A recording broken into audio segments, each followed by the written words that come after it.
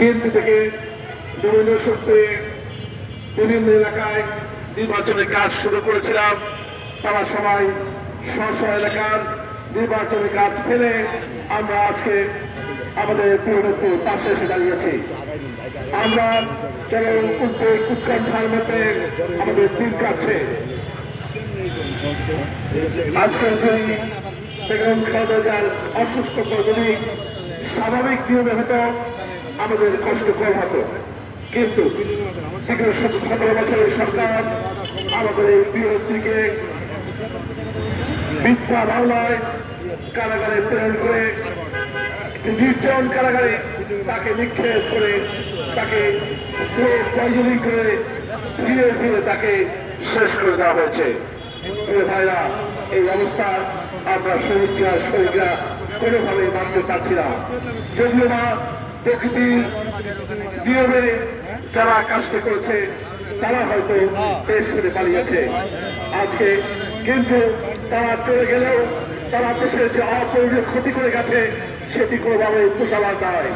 আজকে বেগম খালেদা অসুস্থতার মধ্যে দিয়ে আজকে বাংলাদেশের গণতন্ত্র অসুস্থ হয়ে গেছে।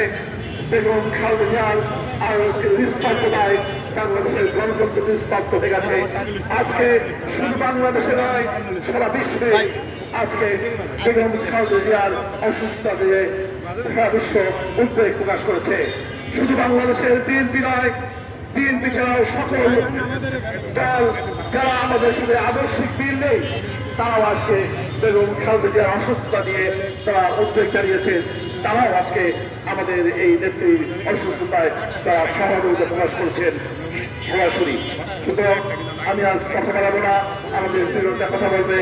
আমরা আজকে এই অনুষ্ঠানের মধ্যে দিয়ে মহান আল্লাহ রাব্বুল আলামিনের কাছে দোয়া করবো যেন অতি দ্রুততার সাথে আল্লাহর রহমতে আমার সুস্থ হয়ে আমাদের প্রিয় নেত্রী আমাদের পাশে ফিরে আসবে।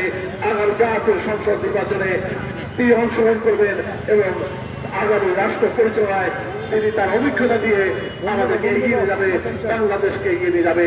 এই কথা বলে আমি আমার সংক্ষিপ্ত বক্তব্য শেষ করছি। খোদা হাফেজ। বাংলাদেশ জিন্দাবাদ। বাংলাদেশ জাতীয় কিষাণ দল জিন্দাবাদ। সবাইকে ধন্যবাদ।